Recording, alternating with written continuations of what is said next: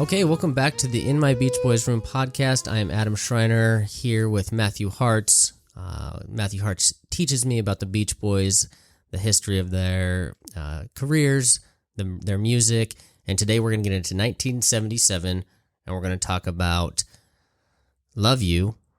I'm going to do a little musical analysis of that. I got to listen to that album for the past couple weeks, really get into it, and then Pacific Ocean Blue, Dennis Wilson's solo album. So we'll get into both of those as they come up in the chronological order of their history. And but before we get too deep into the details of this episode, if you could support us on all our social media platforms or whatever your social media platform is that you like to use. But on YouTube, you can hop on and look up Matthew Hart's music. You can check out all the awesome backgrounds that we have here. We are out in just kind of like the main room of the museum here. We want to give new shots and new backgrounds so they could see you have a ton of stuff. Well, so. Also, people should know that this museum of mine has been a years-long process. Since you were a kid.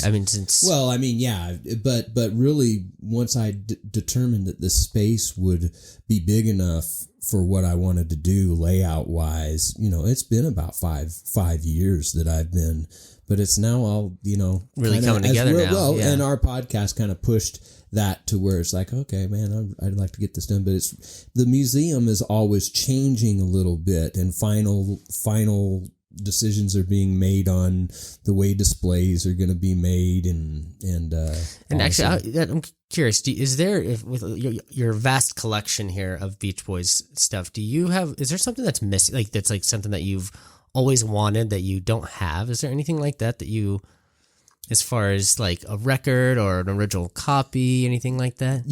One thing that I don't have that I've always wanted, and it used to be, it was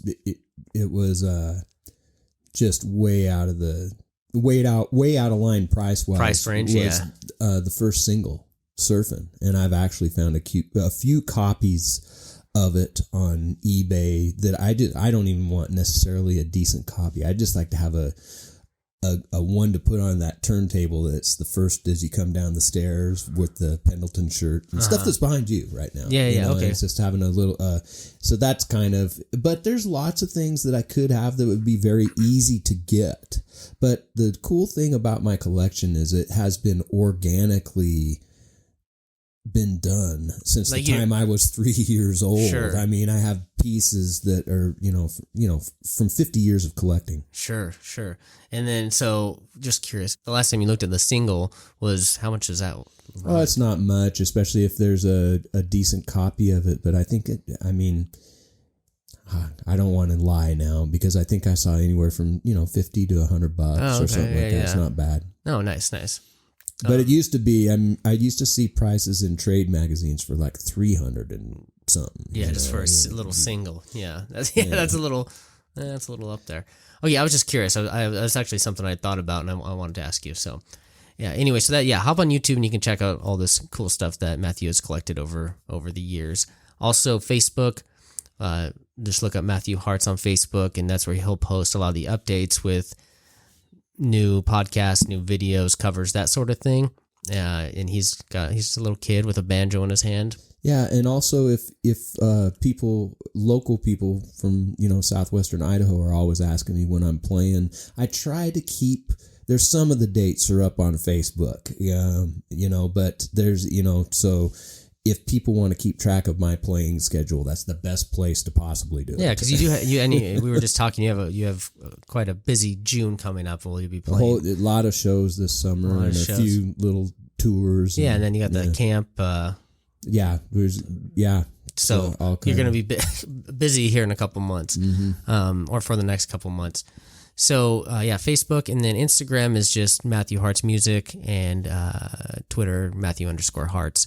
So hop on there, follow, subscribe, bell notification, all that stuff that you've heard 1,000 times from anybody who's on those that helps support the podcast, and we appreciate any support that you can give. So one thing before we get into this is we did have a listener email in and ask Matthew a question, and so we're just going to bring that up. And what they asked what your favorite biography was. Of all the Beach Boys biographies, and I don't know. So there's, I mean, the medium or the format could be book or documentary. Well, I didn't know. The first thing that's embarrassing is that email was sitting for about a week before. Yeah, we noticed it was there, and that's about my social media speed. I apologize, but I didn't read the tagline, and I thought he meant documentary when I was first reading the email, and so I answered back that I thought as a documentary. Alan Boyd's documentary "Endless Harmony" in 1998, I think is. Which is what I think I've said that before. Well, I think, is that what you had me? Yeah, that would, if I want someone to know the basic Beach Boys story in video form with a lot of with the cool stuff being put in right at the right moments, and just I like the way it was shot, and that's the top documentary for you. Yeah, for as far as stuff that's on. No, there's other things I really like, but if I think that, that's still. That's still the number one. Excellent. I watched that in New Mexico the first time. I remember I was playing an event down there, and I ran back to the hotel to get, I can't remember what channel it was going to be on, but some cable channel. But I remember watching Endless Harmony for the first time in the late 90s. And then what about a book? Okay, so that's what the email was asking us about, a book. And we're going to talk about this a little bit more in the next episode, because the best Beach Boy book and the one that set the standard for everything after it is David Leaf's The Beach Boys and the California Myth. That's a 1985 printing of it, and not the original cover, that pink book up there. But David Leaf, I've mentioned before, he was from New York and got so engrossed in the Brian Wilson story that he moved to L.A. with the purpose of writing about him. And his story with the Beach Boys and what all he's done for them is just amazing. And I thought we'll cover that next episode, because that's when his book came out. But that's the book. That's the book, and that's the documentary that you. Well, from your perspective, I say that yes. David's book came out so long ago, but it brought up so many of the important things that had not yet been addressed, and fully, that everything after it is almost kind of regurgitating it, or adding to it. But so his was, I feel like it brought the level up to, whoa, now we can find out a lot about Brian Wilson. Got it. Okay, so and that's if any of our listeners ever want to reach out to Matthew. First of all, Matthew absolutely loves the Beach Boys interaction. That's why when I told him about the email, and he was like, "Oh man, are you kidding me?" Like I because it was actually my fault, not his fault. I saw it, and I was gonna tell him, and then life got in the way, and then I finally told him. And so even if it takes a little time, Matthew will get back to you, and he loves talking about it. And then, we can bring it up as a topic here on the podcast. So anybody wants to reach out, and you don't have to email, you can do it in, Instagram, any of the social media format connections that we have. So, but with that, I think we could start moving into 1977. Well, we got a couple little things that we're going to cover before 1977, because when I was getting ready for the episode, I thought, wow, this was important. Should have been in the prior episodes. Compilations, reissues. We've been over that ad nauseum, but to add to the confusion of everything that was going on in the Beach Boys world in the early to mid 70s. What happened is the earliest thing the Beach Boys did after Surfin' and Luau with Hype Morgan, the very first, before they were with Capitol Records, they went in after a few recordings with them to a studio called World Pacific. And I think most of it is just the three Wilson brothers and Mike. There's not a fifth member, but there's early versions of Surfin' Safari, early version of Surfer Girl, probably my favorite. And people go, what? They know what it is. And there's a song called Judy. There's a few other things on those tapes that weren't Brian compositions. They were compositions of the people that were producing them, and Brian, as a favor, he recorded, these other songs. Well, that stuff all got released, and I think this is the first time with a title like this. What is it? And this is 1972 is when this was put out. What do you think? What would that mean to you if you were just a regular consumer? Would you think that this is the unreleased Beach Boy recordings from before they even signed with Capitol Records? No, you wouldn't. Definitely and when not. you put it on, you'd notice that the versions might be way different from what you were expecting. But what happened is the people that owned those tapes were never able to capitalize on them. And finally, in the book Becoming the Beach Boys by James Murphy, he tells the story about they finally sold all this stuff in the early 70s, and people started snapping it up. And this is called the Scepter label. This is the same stuff on the Wand label, which was which we brought up in a previous podcast. In a previous episode. So, but it's all about the confusion in Beach Boy world. I mean, if you weren't confused enough and you went out and bought the Beach Boys' greatest hits, and what is this? Yeah. This sounds primitive and like it was recorded in a garage, and it was, but it's so. And the Scepter label one. This is the one that the Hart's cousins, Tony and Joan and Bert and Sammy and Tammy had this, and we would play this over and over in their room. But I had heard the other versions of those songs, and I thought, where'd they get these really cool versions of? I'd Surf and Safari. This is my favorite version. Surfer Girl, my favorite version. There's something so primitive and just cool about it. So anyway, wanted to say that. Yeah. The other big thing that was going on mid 70s with the reissues and stuff, I mentioned in the 75 episode that I got my first reissue on my 6th birthday of Surfing USA.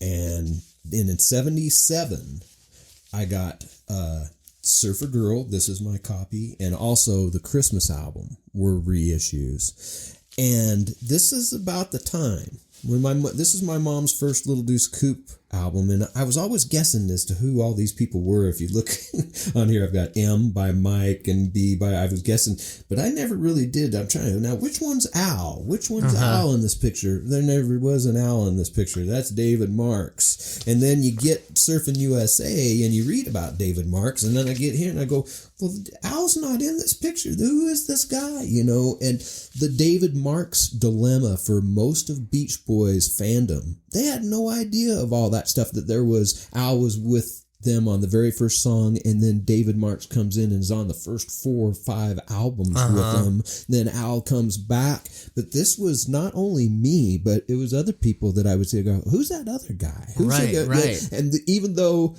it had been 10 years since he had been in the Beach Boys, it was like the first time that the whole, I call it the David Marks dilemma, because everybody was trying to figure out what's the deal with Al Jardine and David Marks. And so even in my mind, what's going on? I'm confused. Yeah. So I wanted to bring that up about this time period because it's in my world that was going on, but it was going on in a lot of people's world. So anyway, let's get started on 77. Perfect. Let's get into it. Okay, where are we going? Generally we'd step back into the previous year a little bit. Well, Love You was started in October of 76, and Dr. Landy was still around. Right. Yeah. So, and Brian, I think in at least the first autobiography that he did, he claims that Dr. Landy wrote a lot of the lyrics on Love You and was never credited. Oh, well, based off of some of my analysis, that makes sense. Yeah. But he gets let go of in the end of 76. In the beginning of 77, Brian goes back to work on the Love You material, but he's also working on a bunch of other material that's completely different. That's not anything like the material on Love You. And it's not just a couple of, it's a couple of different things that are going on. And one of the things that he was working on is an album that people think was going to be called Adult Child. And it was basically kind of big band music. And he brought in the guy that had done the strings on the Christmas album in '64, Dick Reynolds, who worked with the Four Freshmen, and it was a huge deal for Brian to work on that with him on the Christmas album in '64. Well, he got together with him again in '77, and they started doing these swing tracks together, and it's so different from anything on Love You, and it was happening all about the same time. It was recording all of it about the same time. And so how do you listen to these? Well, they're on bootlegs all over the place. Okay. And I need to play you some of those things because you go, wow, this was going on at the same time as Love You. And so and pretty good, like how do you feel about some of it is incredible. It's not real finished. Okay. But it's just some of it is. Yeah. And there are some originals too that aren't on Love You that are done in a completely different style than Love You, and a lot of them never make it onto an album. And sure. Some of them are great tunes. Okay.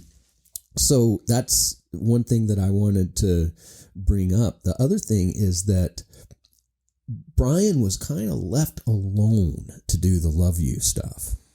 Like they just let him kind of run with it, or Dennis was working on Pacific Ocean. Remember, this is in Dennis and Carl's recording studio, Brother Studios in Santa Monica. And so during this time, Dennis is doing a lot of work on his solo album, Pacific Ocean Blue. And so it's not that he's not wanting to help and work with Brian. He's just got other things going on. And then Carl has started to is producing an album for Dean Martin's youngest son, I think his youngest son, Ricky Martin. Oh. And so he's real busy with that and a couple other things. And so the recording of Love You is left to Brian. And I want to make mention of the engineer that was brought into Brother Studios about this time. His name's Earl Mankey. And great engineer and real patient and a great guy to work with Brian at this point. And he's got a lot of great interviews out there where he talks about Brian and the Love You period. But Brian he plays most of the instruments on it. He's even doing some of the actual drumming, I think, on it. But all of the synth stuff is, basically him just adding all the parts all together, and then he's doing a lot of the singing. The other guys come in to do some singing, but it's basically kind of a big Brian Wilson solo album. Interesting. So I can see that though. Now that you tell me that, I could definitely see how that is, having listened to it a lot recently. So a summation of what I've just talked about is that in late '76 and '77, or all of '77, Brian was really active and creative in the studio, not just working on Love, working on all kinds of stuff. And is his what's going on because Landy's not around anymore? So is he back into old Brian habits? Is he still maintaining the '77? He stayed pretty stable. They tried to get him with another therapist who he liked. The guy's name was Dr. Schwartz, but he died in a freak mountain climbing accident shortly after, and that freaked Brian out, and so I know that they tried to try some other therapists. Okay, and also around this time, and I think it was actually in '76 while Landy was still with him, or maybe early in '77, but we know that Steve Love, one of Mike's brothers, is now managing the Beach Boys, and he suggests to Marilyn and the Beach Boys, hey, let's bring in brother Stan to help take care of Brian. Okay, so we talked about that and him being the basketball player. Yeah, and so Schwartz, a brief small period, and then Stan. Actually Stan was already in, and he Brian had so. There's Stan Love, and then he brought in a friend of his named Rocky Pamplin, who was an ex-football player, played for the New Orleans Saints, and he was also a Playgirl model, and the Marlboro Man. He was a model type guy. But anyway, those two guys were Brian's keepers and minders. And as a matter of fact, I brought this one book. I was saving it for a little bit later, but this is a book that Rocky wrote. And this book is all about that 2-year period where him and Stan were watching. And it's got some crazy stories in it. And we'll get into a little bit more of Stan and Rocky later on in this episode because there's some other important stuff to talk about. But you asked what was going on with Brian. and he had minders, and they were trying to get him therapists. Got it. Okay. But he was staying pretty stable at this point. And like if he'd go to the studio, Stan and Rocky would go with him. Right. And then, watching, make sure he wasn't sneaking stuff. Yeah. All that. So in April, the Love You album is released. Okay. And how did it do?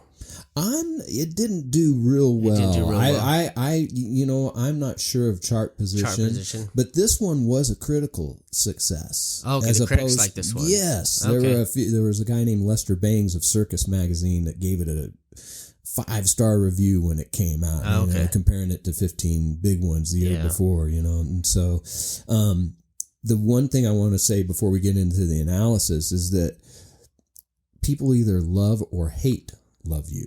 Yeah, that's funny. And that's because you got Brian in there playing that synth, the stacking synth parts on almost every song, and there was nothing that sounded like it at the time. Sure, I bet. And Brian had done all the recording himself, and Carl is listed as a mix down producer, so he came in and helped mix all the stuff. But I think that the synth, and then also the childish lyrics, which Mankey, the engineer, says, "Hey, that's Brian. Brian is a child," Brian. A lot of that stuff was frighteningly true. Yeah. And so it was off-putting to a lot of people. But I think all the synth stuff, because I love it on there. I love just hearing the ideas, but I think to most people it's a little bit odd. And then the lyrics, so much. It hides some amazing music. And our cover, Solar System, that we're going to do either today or whenever we decide to do it, is a perfect example of that. There is some amazing chord progressions on this album, but the general public would not know it very And so you're much. saying it hides it in the sense of like the only reason why you know it's there is because you've listened to like isolated tracks, or you can hear hear it. You got to just listen through all that other stuff. My musical ear is discerning, right? I'm not the general public. Sure. The general public listens to something like this, and I'm the voice of public opinion over here. So I that is exactly I have notes on that exact. Literally that exact sentiment there. We've talked about the fact that you're more educated than the general public with your ear. I'm convinced of that. But you've definitely got that perspective. Yes. So and so much like with the early stuff, when we talk, there's some amazing music on the stuff in obviously from the first album on, but because of the surf and car lyrics and the kind of the light nature of all of that, people say bubblegum music.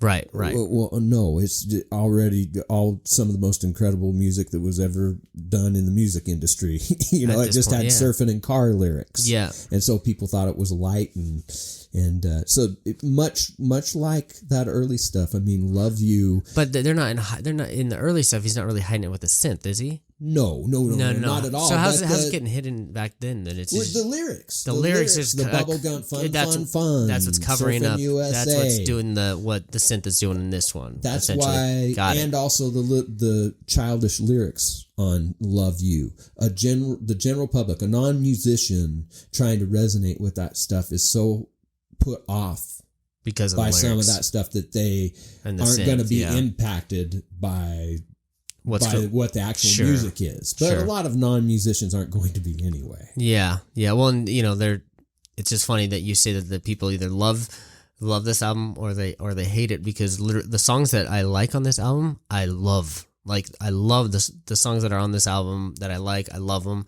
The songs that I don't like, I really dislike. Mm-hmm. Like Skip, no thank you. Mm-hmm. I don't like this. And so, should we jump in? That's what I was going to say. Okay, let's do it. Let's get in. So, let us go on this way. The first one, and I mean this. I would like you. How about you start on this one? Just because on this first track, because I don't like the song, and so that I don't have a lot. So why don't you just tell me your take on this? Let us go on this way. Well, it's not my favorite on the album. I like it a lot. I like it because it's got some interesting music going on. I remember the first time I heard it, I was just like, it was kind of like Slip On Through on Sunflowers. Like, what the hell is going on? I've never heard, and then Carl's vocal comes up. It's like, I'm so confused. I still, I remember hearing that the first time and just going, what is going on? And I had to get halfway through and almost started again. Oh, really? To see what, because it was so just discombobulating to me, I guess. But it's Carl's vocal is gritty, and it's kind of a little rocker to start the album. Yeah, and this is, I think this is one of those, like, just the redundancy of the lyrics. It's just like, oh my gosh, okay, like, enough. Next song, please, and so that was like I said, distant. I just did not like this song. And then we move into Roller Skating Child, and this is when it starts to okay. I like this little. This one's a little more grooving. It's got a catchy hook.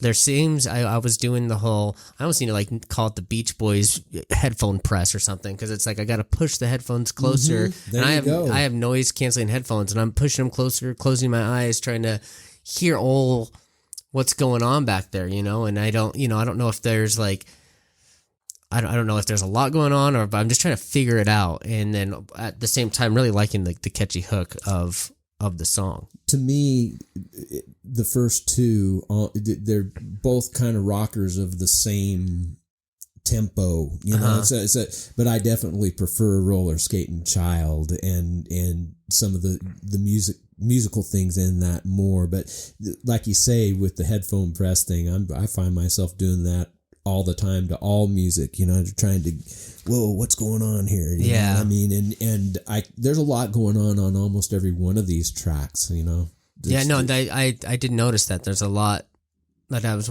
really trying to, especially on the ones with the lyrics that are a little off-putting, where it's like you're trying to listen through the, past the lyrics and what's going on. And I found myself really, there's a lot, it's hard to really, like, what'd you say, it gets kind of disorienting or discombobulated, where you're just kind of like trying to track everything, and it's really difficult to do on some of these songs. But then we get into Mona.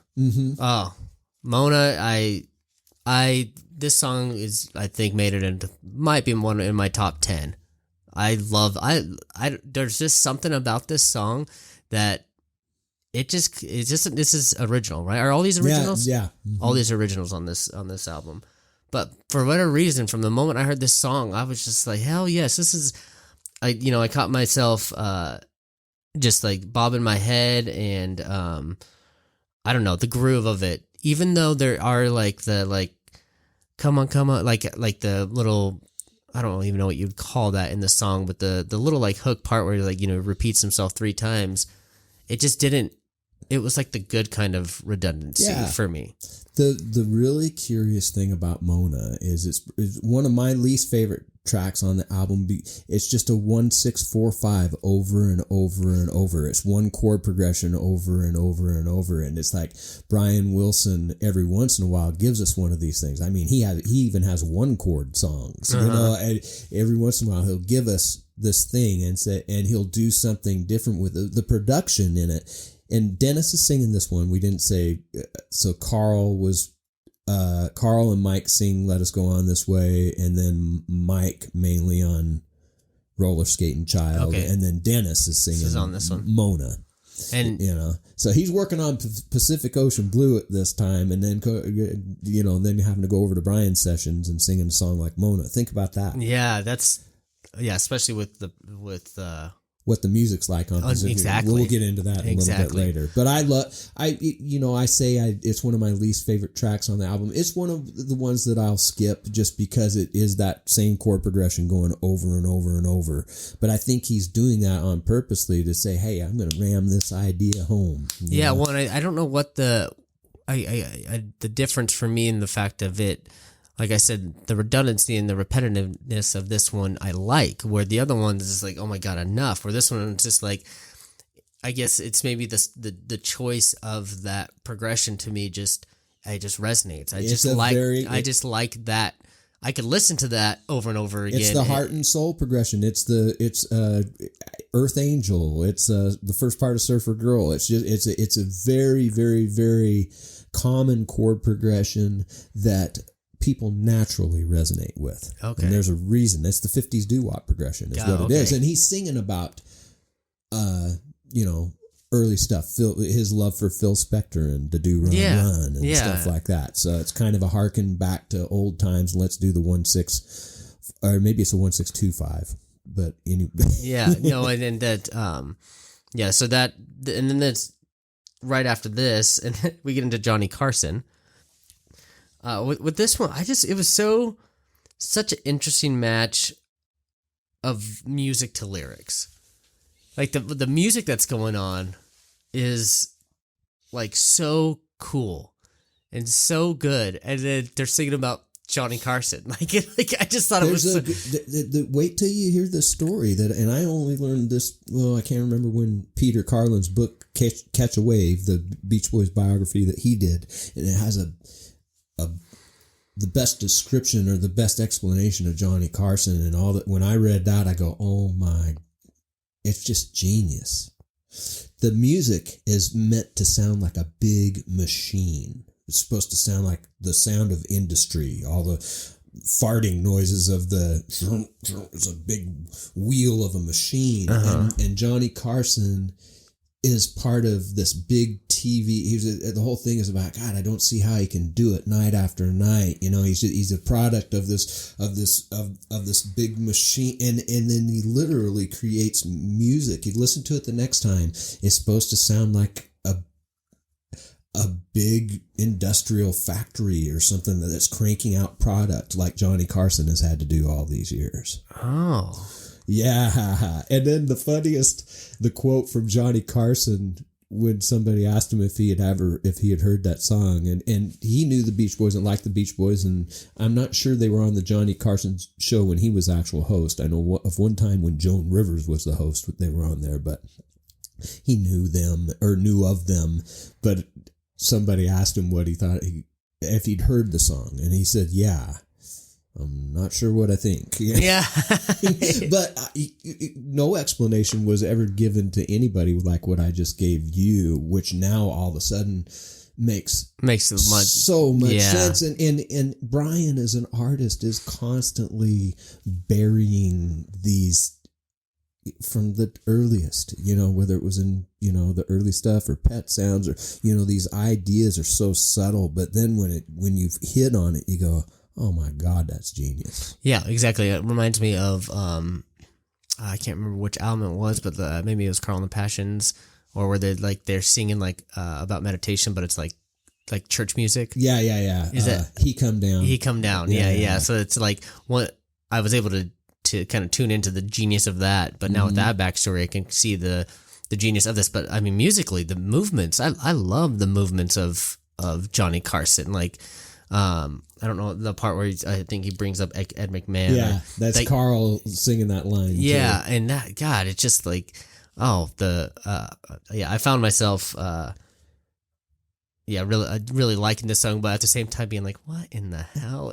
It's another day in the life of Brian Wilson too. He spent a lot of time in his bed and probably watched Johnny Carson every night. Yeah.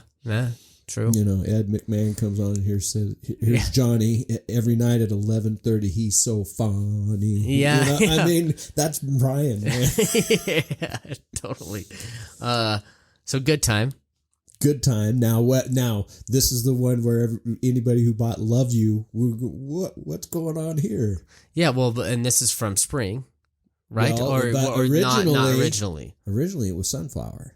And this is where this comes from, and that's Brian's Sunflower voice that starts it. And so you've had all of this 1976 and 77 Brian's voice, and then all of a sudden up pops Brian from 6 years earlier, and he's got the beautiful, sweet voice again. Oh, I didn't even catch that. Mm-hmm. Didn't even catch that. So they actually used the old recording. Mm-hmm. Got it. Mm-hmm. Okay. And so Good Time was originally for Sunflower. Mm-hmm. Didn't make it onto the Sunflower album. And then Spring recorded it for their album. Spring. Mm-hmm. And then that's where I heard it first time. And I think it was my favorite from Spring. Yeah. I think it was my favorite Spring. So when I heard it on here, I was like, yes, like I was super stoked that it was on this album because I remember how much I liked it off of the Spring album. And yeah, I think this one, maybe it's the production's a little better or... Well, remember, this is 1970 at Brian's house and Bellagio with a completely different set. No, they did have the synth back then, but he wasn't using it like he was using it on the rest of Love You. So this is like the actual Sunflower recording. Yes, like this, nothing else was done. They just there was sweetening done to the vocals and everything, but all of the basic track and everything was from 1970 at Brian's house. Oh, and that was used as the track for the Spring version, and then it was used for the Love You version, which is essentially the Sunflower version with some little extra vocal sweetening done. Got it. So it's a Sunflower recording. Okay. 6 years before. Yeah. Just one tune. We digress. That's it. No, that's I love that song. I loved it on Spring. I love it on this one. And so I guess we'll just go now to Honkin' Down the Highway. So from Roller Skating Child on to all the way up until Rolling Down the Honkin' Down the Highway, excuse me. This is like a grooving album to me at this point. Like I found myself bobbing my head a lot, there's a lot of body movement. Like I'm sitting there, I'm doing stuff around my house and I found myself bobbing to or tapping my foot or doing something. And I don't know, maybe that's just me, but that is at this point, I'm like, well, I might love this album. Mm-hmm. Like this might be a top album for me at this point because I naturally gravitate to liking songs that are a little more up tempo. Mm-hmm. Like if they're slower songs, they got to hit me in a certain way. Otherwise, slow songs, I kind of like the more up tempo. I just always have upbeat songs. And so, I'm like, damn, I'm really digging this album at this point. But anyway, and Honkin' Down the Highway is probably the rock, and it's more of a basic track with guitars and drums on it, and Al's singing the lead, so it's cool. He did a great lead, but when they first recorded it, the demo has Billy Hinchy singing the lead on it. Oh, really? Yeah, it's really cool, and I think it's a awesome moment for Billy, but Honkin' Down the Highway is just more of it's a summer tune, the lyrics are a little bit strange, but I found myself just and so now this is where you say, hey, at this point this is where I like this album up till here, and then from here on, and it starts to slow down for me. And what's funny is my favorite songs are coming up. The most incredible chord progressions, and even like The Night Was So Young. But I don't want to. Yeah, no, we'll keep moving. Ding Dang, I think. Yeah. This is a fun little ditty. That's a one chord tune, and there's an amazing. He wrote this in 1974 with Roger McGuinn of the Byrds, and Roger McGuinn says Brian showed up to his house, which was strange in 1974, without anybody with him, and he came in and he goes, "You got any speed?" Whoa. And then once they got going, he sat down at a piano. He says, we wrote this song, he says, which was just a riff. And he said, I came up with a few lyrics, and he's credited on Love You. It's Brian Wilson and Roger McGuinn. And he says, but the funny thing is, he says, it's just that one chord tune and that riff. He says, after hours, I went to bed. He says, I got up the next morning. He was still playing that one chord song. Wow. All night long, and Ding Dang is actually, it was around before that. He used to call it clangin'. Ding Dang has been recycled. It's shortening bread. He's recycled it so many times in songs since Love You that it's like legendary status, the whole Ding Dang thing, which is more than just Ding Dang. Right. When it reminded me of, like, I'm glad I was going to ask you, like, the creation of this song, because it reminded me of when my friends and I would, like, be together maybe not on speed, but, maybe not under the influence of something. And someone makes a little noise, and then another person makes a noise, and then another person, start doing a little vocal thing.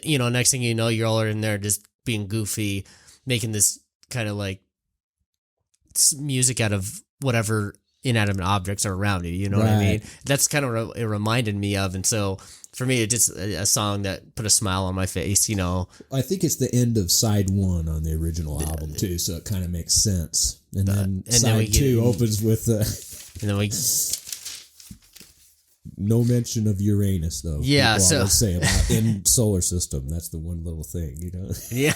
So, I mean, when you told me that that solar system was going to be what you were going to cover, I was definitely. I don't know if I would have guessed that was as. I didn't think you were going to. Yeah, that was caught me off guard for sure because, like we talked about already, the quirky lyrics. I'm trying to figure out. This is the Beach Boys headphone press. I'm trying to figure out what I'm listening past the lyrics because the lyrics aren't doing a whole lot for me. So yeah. So why did you choose this song to cover? The lyrics have never, other than I think it's a curious portal into Brian's head. He used to be really fascinated by. He had telescopes and stuff when he was a kid, and during the Smile period, he says, "I want to open a telescope shop that's open 24/7." Oh, weird stuff like that. But once you get past the lyrics and the subject matter of the tune, I ran through the changes, and I've done it before. It's just a brilliant set of chord changes and modulations and all kinds of stuff, just the musician stuff. Yeah, when I'm excited to see what you do with it. I am going to go out on a limb and probably say, just like with that same song, there's not going to be a whole lot of covers out there that are, because I'm pretty sure that there's not. I didn't even think I found a cover of that same song on YouTube anyway. Not to say that they're not out there, but when my brief. Looking through, I'm just gonna assume that Solar System is gonna be in that same category as well. But then we get into Night Was So Young, which I was already familiar with because that was the cover you did on the first episode of this season, and that was because it was featured in Long Promised Road. Right? And Brian did a new version of it for that. For that in there, got it. Yeah, and I mean just.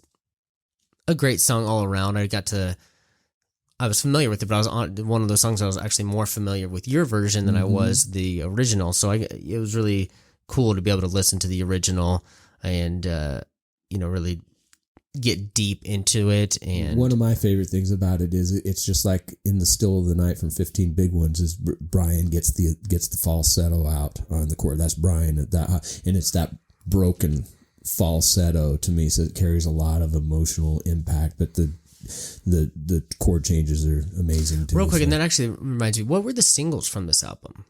Oh golly, I think Honkin' Down the Highway was one that didn't chart, and maybe Let Us Go On This Way. I'm not sure. I need to look.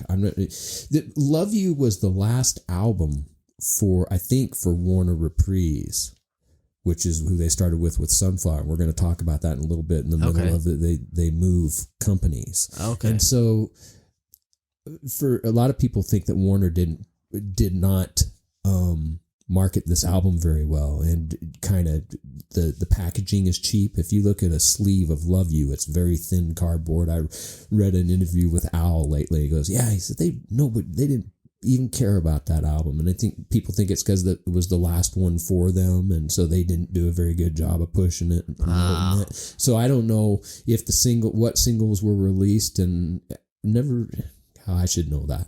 Oh well, it's okay. I was just mostly curious because of just working through these songs. I'm always curious on which one they tried to push. Yeah.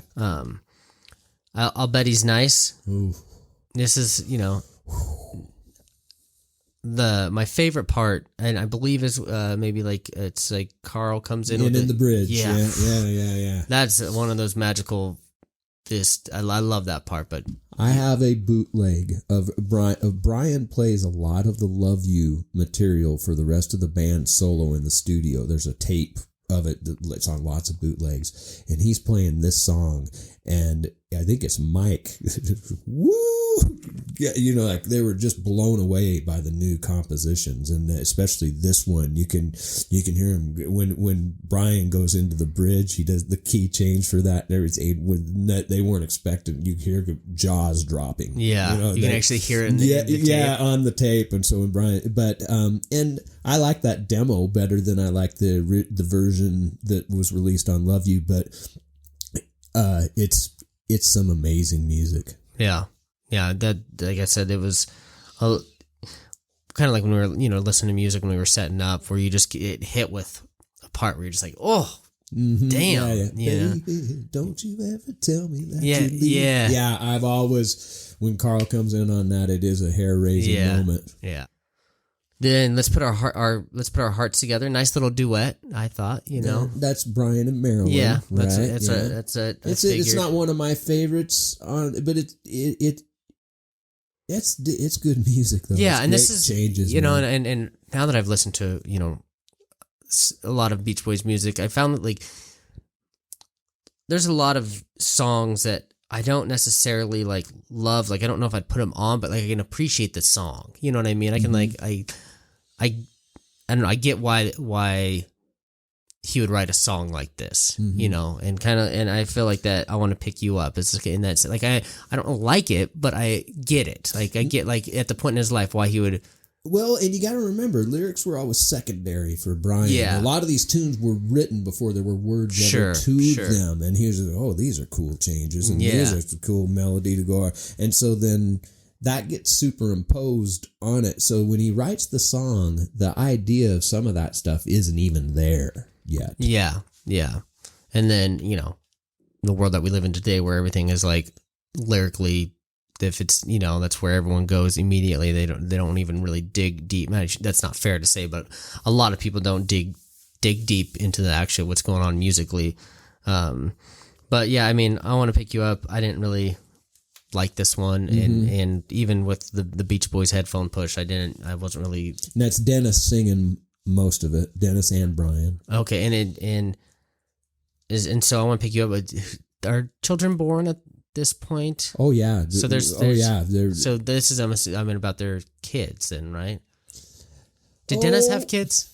Yes. Okay, and he has kids, and all of them had kids by this point.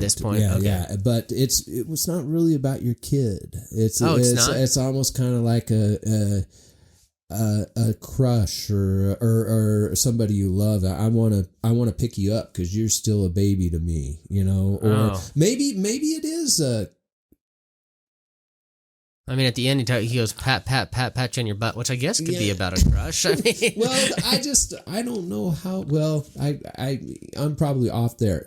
I'm so into the music when I'm listening to those things that it's hard I have to really go back and think about, what was the idea? But I think it was a lot less literal than what people think that it is. There's just more. No. Well, I think this one is definitely. He talks about putting in a little tub and stuff. It's got to be about a kid. Well, no, and it definitely is a kid, but the stuff that they're talking about is ambiguous, or it's talking about a love for a child, but it's also talking about a love for a person and how you can love a person like a child. Oh, okay. I see what you're saying. That's always what I kind of got about it. Okay, that's fair. Okay, so then Airplane. Just another one that I just couldn't get into. And this is what I mean, the album starts out and I'm like, I'm grooving, I'm into this stuff, and then I go through these series of songs and I just can't really get behind them. I know. You know what? I'm seeing the theme though. It's almost like this is like the ballad side of the album because they're slow, plodding tunes, all of them, and almost what I mean. And so Airplane has got great music on it. It's one that they played live from Love You quite a bit in '77, and I do love the end. where it kind of feels like I had to check if it was the same song. Where it was like, I can't wait to see her face. Like that was all. I was like, oh, because I literally was like, oh, I like this is more my speed, you know. And then I look, I'm like, oh, this is just the end of the song and just a little outro or whatever. So I do love that about the song, but other than that, the song really. And I mean, no significance for you. I like the chord changes and I like the music. That's it. The next one, not so much. Yeah, Love Is a Woman. Yeah, that's not my favorite. Yeah, and I think it's just Brian and Mike on this one. Do you?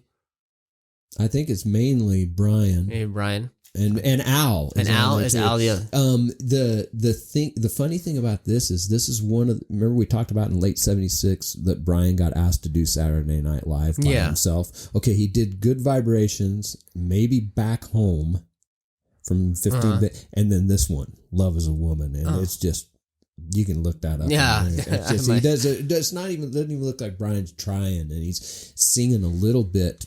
You know, his intonation is not very good with and this is remember David Leaf talking about listening to some of Brian's vocals at this time were hard to listen to when you compare it to the sonic perfection of something like Don't Worry Baby. Right. Yeah. So it's just like, wow. Yeah, totally. Okay, so then that's it for That's the Love You. That's album. The Love You album. Okay, so now we want to talk about. We're gonna hop back into the history before we go into Pacific Ocean Blue. Well, or just more your history. We're gonna do a little bit of my history, and I got to thank my mom. I'll have to get her to listen to this episode because if it wouldn't have been for her saving this stuff, we talked about how that banjo picture of me on Facebook was from late 76. It was me and John performing Little Deuce Coupe. That's what it said in the photo album. Well, I found this in a trunk just a few years ago that my mom saved. And it says Matthew, 2nd grade, Blackfoot. And that's right when all of this is going on. But this is, there's nice. Al. It says Al Jardine with the rhythm guitar, Mike Love, lead singer. There's Dennis Wilson, drums, Carl Wilson, lead guitar, Brian Wilson, the leader. Nice. And so in your 2nd grade? Yeah. That's pretty good drawing for 2nd grader. That's better than I draw now. But I'm going to make this, I got to get it laminated and make it a special part of the late 70s wall with that stuff. Very cool. To me, having stuff like this. Yeah, there's some, sentimental. Something that I did. Yeah. How many years ago? 46? Yeah. I mean, I can edit that part out if you want me to. No. The other thing I wanted to this was my first Beach Boys songbook. It doesn't have the cover on it anymore. The cover looked like the cover of 15 Big Ones, and it said, it's just kind of like a lot of their songs. There's a ton of songs that I knew at the time, but I instantly figured out that a lot of the songs weren't in the right key. This is right at the time my dad's teaching me a lot about guitar. I haven't started playing the fiddle yet. Mm-hmm. And I went through this chord progression and especially I got to California Girls and tried playing some of the chords it's very simplified in this book. Right. And not right. Some of it is just dead not right, and I knew that at 7 years old, and I came out, I was so upset, and Dad, this ain't right, It's not how it sounds. But this is, I found this a few years ago too, and didn't even know it still existed, but it's pretty cool to have pieces of my past as part of the museum. I do know Warmth of the Sun is in here, and that was the first time I had ever seen an augmented chord. There's a plus sign for shorthand for augmented. I remember Dad and I having, what is this? Yeah. And why is it in a pop song? Yeah. Anyway, I just wanted to say for me, that's going on right during all of this stuff. Well, yeah, and I mean, I think it's worth mentioning because this is when things are really starting to come. You're becoming a little person that really aware. Your awareness is really starting to develop at this point. So 7 or 8 at this time period, and then in 3rd grade, I'm going to make mention of this. of all the music stuff that had gone on, so from the time I was 3 or 4 years old, I was performing at family deals, you know, doing all of that stuff. And John and I, early on the Beach Boys stuff, way before this, but in the 3rd grade at Wilcox Elementary in Pocatello, Idaho, John and I did Surfin' USA, and Mom made us wear these railroad caps that what had to do with surfing, I have no idea, but it was in front of the whole school. It was a school assembly. Oh. And Mom and Dad had gotten me a cheap electric guitar from Kmart. I don't have that anymore, but anyway, I remember still vividly. I mean, that was the first big performance when we did Surfing USA. Nice. And then how'd you do? The 6th, I was in 3rd grade and John was in 1st grade. We did really well. And then after we did the performance, the people who did the little TV show for the school said, "Oh, would you guys come do that?" So the 6th graders were producing a little TV show, and so John and I got to go do it for the little TV show too. Very cool. One of the funniest moments, I hope he doesn't listen to this, but I still remember vividly watching that on our own TV and John's nose starting to run, and he just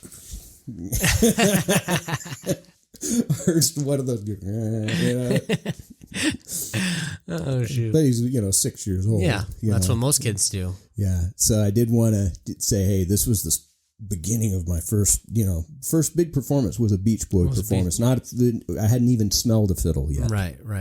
When did you get into this? In 79. Okay. So it's a couple years after that. But a couple other personal things. I talked about getting Surfer Girl and the Christmas album and the reissues, and got the Surfing USA reissue. So to go along with Mom's 3 albums and Endless Summer by this point, and the early stuff that was on, you talk about confused, but it's all starting to come together, for me, and that's a big part of my whole Beach Boy story. In the summer in 77, a big move happens because they leave Warner because of it being the last album, Love You, for their company, and they sign a deal with CBS Records and Caribou Records. And I think this is the way it worked. Caribou was Jim Garcio's label, and it was Caribou distributed by CBS. Okay. So it's both Caribou and CBS, and so there was a lot of fanfare, and I know that they went to England for a big convention, a big CBS convention, to play a show to kind of, that was an event that was held for it in the middle of the summer sometime, but I know it was big news around then. And I know that Dennis's album, Pacific Ocean Blue, was also Caribou CBS, and so maybe it was part of the deal. Okay. I'm kind of thinking, but, so new record company and new people to deal with and all that stuff. That's big stuff. Yes, yeah, especially back then. And now let's talk about Pacific Ocean Blue. Okay, so just a couple questions. So there are Beach Boys on this album, or there are not? Yes, there are. Carl is, and a lot of the Beach Boys side musicians like Ricky Fattar. And that was my other question. Like, who's Ed the Carter, band? Lots of people from and some other people, but it was a lot of Billy Hinchy. Carly, Bobby Figueroa, all those guys. Ed Carter. And so, do you know what the motivation, inspiration would have been for him to go do a solo? Like, he just wanted to. He had some songs that he wanted to do that didn't fit with the Beach Boys, or do you know any of the? Yeah, it's around 1970 when he started working with Daryl Dragon on all of that stuff before Carl and the Passions. A lot of it's on Fuel Flows, but he was even thinking about doing a solo album then. Oh, okay. So something that had been kind of building, but then Jim Garcio, he talked him into it when he came in with the Beach Boys in the mid 70s and said, "Hey," he kind of kicked him in the butt, said, "Do this. I'll help you do it." Okay. And so, and Jim Garcia was a hip current musician, working with Chicago and Blood, Sweat and Tears. We've talked about that before too. And so for him to be at the kind of the helm and steering Dennis through this is another reason why it kind of sounds like contemporary 70s music. Exactly. That was exactly what I was going to say. As opposed to the Beach Boys. Yeah. Well, and that's why I wanted to ask if the Beach Boys were on it, because that is the best description of it, is like contemporary 70s type of music, which is cool. Like, it reminds me of something my dad would have put on, like when I was a little kid, like I could totally see that. And do you know what the 70s album with Dennis Wilson idiosyncrasies. Yeah. I mean, it's the particular way he writes music. I like the feel and and there's definitely a, because of that sort of contemporary feel to it, or that 70s feel, like that gave even me a nostalgic feeling, not necessarily of back then, but of me being a kid and my dad listening to music like this, Yeah. And so were there singles? I mean, do you I know? don't know. Maybe River Song. But the actual song Pacific Ocean Blue, the song itself was not a single. Because that's the only one on here that I actually thought that I'd maybe heard before, but maybe not. But I love Dennis's voice. It's very rock and roll. Well, it started to deteriorate at this point. It's got same reasons for Brian's voice: cocaine and alcohol. But it's like a really rough. And about a year after this, it gets really. This is like the sweet spot for the last part of Dennis's real. Not that he didn't do good singing after that, but he lost his voice after that. Well, I mean, like, sweet spot. I think that's a perfect, because it really is like a sweet spot of a rock and roll voice to me, and that's why I'm like, yeah, this is that raspiness, that kind of that grit to it. It sounds good, and so River Song. This is the kind of what I've been talking about, is the feelings I'm having when I'm listening to this song, of that nostalgic feeling. I love this cut. It's a great way to kick off an album. I love when an album comes out swinging. That like first voice you hear real prominently is not Dennis Wilson. Oh, it's no? Brother Carl. Oh, really? Walking down by the river. That opening line that comes out before he starts his lead vocal. Oh, no kidding. Yeah. Well, and kind of in the same feel of Love You. I loved the upbeat songs, and the slower songs weren't necessarily my thing. Yeah. But yeah, we move right into What's Wrong. Just a jammer. Just a good jam. Just a slow rock and blues. Yeah, it makes you put on like the stink face, like that. You just, it's just got that little like nasty. And it's edgy, man. Yeah. It seemed current for the time. It was cool, right? Maybe some stuff on Love You wasn't so cool. Yeah, totally. Because we're talking. So we're April and is Love You, and then we're a couple September when Pacific Ocean Blue, I think it gets released. And how did it do, by the way? It didn't. Commercially, it didn't do too well. Again, I should know some of these charts better, but I know that critically, the critics well received. Really, it was so much that he was encouraged to do a second one and a second solo album, and he was going to do a little bit of a solo tour. Because the album was so well received. It never really materialized. People think he didn't have the security. He was a little bit insecure to think that he could do it by himself without the safety net of the Beach Boys. Got it. A thing, Yeah, in this, is that, I don't know, I can't remember if it was a bass line or piano part or something that just kind of... Yeah, there's a great honky-tonk piano Yeah, the line. honky-tonk. Yeah. That and is that...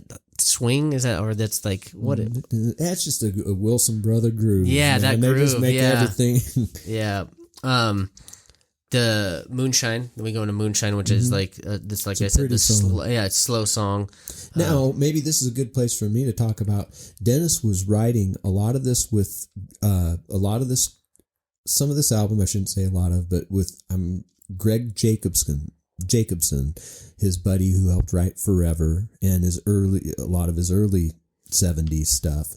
But a lot of this album is Greg writing with him, and he helps produce it. As a matter of fact, he's as much of the part of the album as Dennis is, but also Dennis's current wife, who is Karen Lamb Wilson. So prior to being married to Dennis, she was married to Robert Lamb of Chicago. Oh. And Dennis was not only married to her once, but twice. Okay. In the mid, right around all this time, and there's some legendary stories about drug fueled, shooting cars and. Oh wow, nice. Okay. Party yeah, on. So yeah, it was, and she was a model and gorgeous lady, and they were featured in People magazine at the time as one of the rock's elite couples, Dennis and Karen. And so it was, but it was I'm looking for words. It was a very volatile relationship that was fueled by a lot of stuff, but she's helping to write lyrics on this thing too, and does a pretty good job. I have to look and see how many credits she gets, but it's quite a few. On this whole album? Yeah. Wow. So, no kidding. Well, that's cool. Wife is writing some lyrics and shooting cars together. Yeah. Right. Making beautiful songs. Taking heroin. Yeah. What a combo. And then we get into Friday Night, which I think is probably my favorite on the album. I don't like how it. Well, I don't like the beginning, the kind of like drawn out sort of like, but then once it gets going, oh yeah, it comes in and it gets. I mean, it's on once that song gets going. That's when you're young, when you're 20 years old and going downtown and hanging out. That's how you feel, man. That's with your chest out. Yeah. Oh, totally. Yeah, like I mean, it's those drums come in and it's just like I said. I'm like, oh yeah, here we go. Let's go for a ride here. So yeah, I would say this is probably my favorite, just because of how the feeling I got when those drums start kicking in, and then everything else kind of builds together and comes together. And then just once again, I mean, I just love the rock and roll voice, the grit of his voice in this one is just like, gargling glass or something before he sings, So then Dreamer, just. Right, love it right from the start. Yeah, this one is special for me because, I told you that the Beach Boy albums, Mom and Dad didn't necessarily get me them right when they were released. And I think what happened, we were in a Kmart again, but Mom saw this, and every woman in the world thinks Dennis Wilson is handsome, right? And I think. The reason I got this is because she saw that album cover and picked it up, or you know what I mean? And so I got it immediately. And I was just, believe it or not, at 8 years old, I had my first guitar student. Oh, at 8 years old. Yep, and I was teaching a kid that lived in the same apartment complex that we lived in Pocatello. And I remember we had moved to Pocatello from Blackfoot. This song in particular, Dreamer, in me and John's bedroom, and this kid, his name was Chris Morgan, and he was a couple years older than me. But anyway, we'd listen to this whole album, but when this part come on, and the horns come in, and in the middle of Dreamer, you know what I'm talking about? There's 100%. A little like a cacophony of horns. Yeah. I mean, we'd all be jumping up and down on the bed, and then we'd fall on our backs and pretend like we were playing horns. I still remember that. I mean, it was just. That's a big moment for the Pacific Ocean Blue album. Not that it's important musically. But but that memory that and I like how it kind of slows down before it goes into the solo, and it has that cool solo. Like this song just right away, and then the whole way through was just. And I think it must be that might be the end of side one on the vinyl, and then is it the next one, Thoughts of You or Time? Yeah, Thoughts of You. Okay. So Thoughts of You is next, and Time, which to me, I essentially put those two songs together, because of how I feel about both of them, very drawn out, very slow, and just like, for me, I like to just move There's on. A beautiful moment, and I think it's in Time. That I mean, there's little sections within each of those songs. It's like Brian writing. It's like a snippet of brilliance right in the middle of, other things. But I can't remember which tune it is for sure. But there's just like there's some very Brian-esque sounding thing. I mean, they are Brian things, right? Done by Dennis. Yeah. And then You and I, which is a little slower but beautiful. Yeah, just absolutely. The instruments on this one, I mean, you want to talk about how you normally, I couldn't tell you anything about the lyrics on this song because I'm more listening to this one like you listen to all music, and I can't stop hearing anything but the instruments because of how beautiful everything is put together and comes together on it. It's a beautiful, it's almost like a little, it's hard to categorize it, but a tiny bit of swing in it. Yeah. Swing pop, or I just love that. Yeah. It's gorgeous. Well, and then we go into Pacific Ocean Blues, which is, like I said, I thought I had heard this before. I love it. It's just great. Musically, it literally is a blues, Yeah. It's a blues structure, but amazing thing, and especially when we get into the story about what happens in late 1977, we talk about this all the time. Those two cousins who were often button heads. This is Dennis, and guess who wrote the lyrics on this one? Mike. Yeah. And then I think it's like doing like a now when Manal. Yeah. So Mike's on Dennis's solo album, right? With all this. Yeah, which I love that part of the. And I think it's a great. God, man, when he and Dennis would work together, Only With You off Holland, Sound of Free, and they make good music. They make really good. I think even though they hated each other, they resonated with each other. Yeah. Famously, Dennis, one of the first, he and Mike real early, like in the early 1960s, had an apartment together. Oh, really? When the Beach Boys first got going, nice. And I guess it was just a train wreck most of the time. Yeah. But yeah, this this is Friday Night, and this one very top. My favorites probably. Farewell, My Friend, not into this slow one. Okay, well, there's let's hear what you have. The story on this is before Pacific Ocean Blue was released, the album.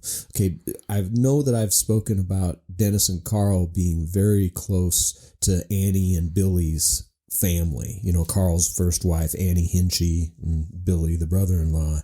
Their dad, Otto, who they called Pops Hinchy, was really close to, especially Dennis called him one of his best friends. Well, he died, and he literally died in the hospital in Dennis's arms and so Dennis had some music worked up called The Hawaiian Dream from the early 1970s, and it's actually a beautiful story, but he went into the studio right after Pops died, and it's a really simple song with not many lyrics to it, just you take the high road and I'll take the low road, but it's, when you think about it in that context, it changes it a little bit for you. Beauty of the Hawaiian type music, it's pretty cool. Yeah, definitely. That changes it when you have that context. Rainbows, upbeat, feels good. This is one of those feelers. There's a mandolin in it right in the front. I would love that. And you can hear Carl prominently, and Carl's helped write this one, I think. Yeah, this is a feeler. This is one of those ones that the feel is just like, feels good, it's upbeat, puts you in a good state. Yeah, the happiness. And then we get to the end of show. Like I said, slow, not really into it, but this is one of those songs that I actually I get it, and I can appreciate it. Like I can understand why he's writing this appreciative song. Like it's like he's kind of appreciating. It seems like there's a lot of appreciation in the song. Yeah, I know that if you listen to it, there's like snippets of maybe the Beach Boys concert in the very end on the fade. There's some things that I think he's referencing the end of the show of, the end of the Beach Boys. Yeah. Really, which is, argument could be made at this point. Yeah. And especially with the way they were getting along with each other at this point, even though the public didn't know it. Right, but he knows it. Yeah. Yeah. 100%. So I always kind of, once I learned that part of the story, I always associated it with that. But not a lot into the music of that.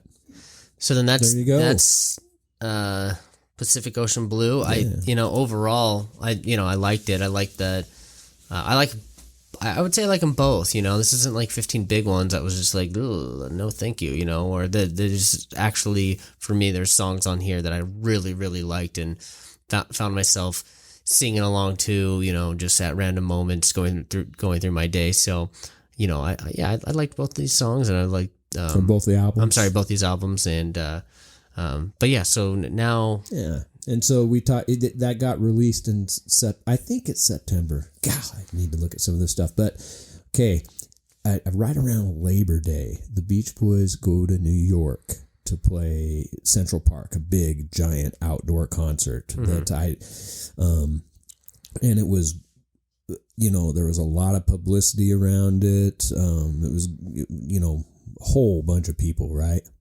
And I think one of the interesting things about this show is Carl, of all people. They say the bodyguards had to throw him in a shower right before the show, in a cold shower, because he was so messed up. Carl was? Yes.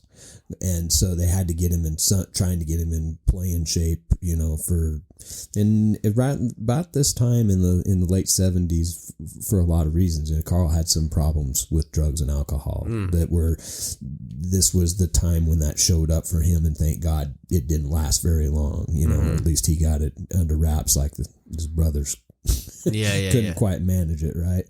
And so anyway, you got that interesting thing.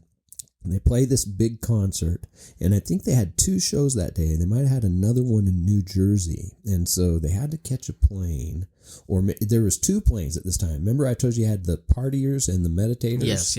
I think at this point they decided they couldn't even be on the same plane together. Wow! And so you had 2 planes that were getting ready to go to the next show, and I guess the Mike and Al, after the New York or the Central Park show, they put Brian on the plane with them, and it pissed, I think, Dennis. That was the impetus for getting the fight going. But both planes emptied out onto the tarmac, and there were also reporters from Rolling Stone, lots of other journalists that were there that witnessed this entire thing that culminated, supposedly, I've never heard the full story, but Dennis and Mike, throwing blows, at each other. And I mean, I've heard some of the things that were said, but it's all, Dennis was, I think after the fight, one of the journalists asked him something. He goes, "What day is today? Write that down. That's the day the Beach Boys broke up." Oh, or wow. what, so that's how significant of. And the final straw was Brian. No, that was one of the reasons. I think that was the reason is they took him and put him on that plane, and he was supposed to go with Dennis and Carl, so they went and got him, but that started everything with, and it wasn't just the Beach, it was the managers, it was everybody. And it just fell apart in front of, for everybody to see. All the journalists and people wrote about it, and so that was kind of woo, and people didn't know what was going to happen. So I don't know exactly what month it was, but it was late in the year. There was a meeting at Brian's house. Remember, Steve Love is the manager, right? And and he was close to Brian and Marilyn, and they liked some of his decision making. And people wonder if it's because of Steve why Brian at this meeting gave Mike his corporate vote. And there are 5 corporate votes. About to ask how. There's Mike and Al and Brian, Dennis, and Carl. And for years, Al wasn't. It was just a 4-person corporation. It was just the 3 Wilson brothers and Mike Love. But in the early 70s, Al was made a corporate member. Rightfully so. So, anyway, what happened? So from that point on, the meditators, with the aid of Brian Wilson, are going to overrule the partiers, Carl and Dennis, in any direction they want to go. And so that foreshadows a lot of where the music's going to go. Late in 1977, Mike and Al take Brian to the Maharishi International University in Fairfield, Iowa, to start the next album. And he went along happily. There's great footage of that on the internet, those sessions. Carl and Dennis were pissed. They showed up, but barely, once they saw that you had to stay in the dorms in other situations that, they basically came in and put their vocals down on a couple of things and just got right back out of there. And I think I told you earlier, Dennis's quote after or maybe before the album, before MIU was released, was, I hope karma fucks up Mike Love's Meditation Forever. That album should self-destruct upon release. So that's how contentious things were in the end of 1977. And he's talking about an album that is a Beach Boys album that he's a part of. Yes. He has already been to record his vocals on, and after he does, he says, I think this is what I think. But obviously very bitter because of the whole corporate vote thing and obviously everything that has come to pass at this point, right? So many things. They started disliking each other years before this. Yeah. So you spend that much time even around family. Yeah. Anybody. It takes a certain match of people. End of 77, we're working on the MIU album, which is going to be some of your next homework. I think the next episode we're going to cover 78, 79, and 80, and so that's going to be 3 albums. MIU, wow. The LA Light album from 79, and Keeping the Summer Alive from 1980. Okay. That was recorded at Owl's Big Sur recording studio that I got to visit. Okay, so that's 3 albums. Yeah. 3 years. 3 years. 78, 79, and 80. And these are the years when some fun stuff going on will be, these are my first Beach Boy concerts that I get to go to. Oh, cool. So I'm kind of excited to talk about that in the next episode and show people the goodies I got from those shows. Okay. Well, I think with that, this episode is, this one's gone a little long. Maybe it's a 2-parter. We'll see. But 77, we got it covered, and we'll get into 3 years in the next episode. Thank you all for the support and for listening. Appreciate any feedback, and like I said at the beginning, you want to write in and have us talk about anything Beach Boys related, just let us know. We'll bring it up. Happy 60th anniversary. Still there, and we will see you in the next episode. Have a good one.